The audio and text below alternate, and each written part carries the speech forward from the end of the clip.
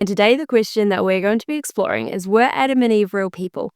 I'm joined with Jared Riseborough. So, Jared, what do you think? Yeah, the Bible seems to be clearly saying, if we take it at face value, that Adam and Eve were real people and the actual parents of the human race.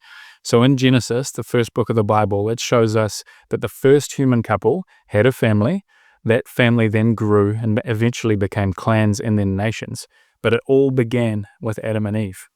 And a lot of the other biblical writers clearly seem to believe that Adam and Eve were real people and the first couple from whom the entire human race has descended. So for instance, Luke, who's one of the gospel writers, in his gospel he records Jesus' family tree and traces it all the way back to Adam. So obviously he believed that Adam was the very first person in history and a real person in history. Then you look at Paul, who's one of the most prominent actually, New Testament writers.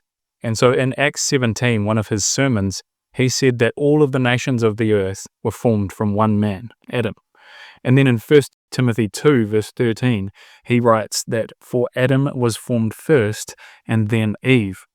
Then Jesus himself in Matthew 19 shows that he clearly believed that Adam and Eve were real people and also the first people in history.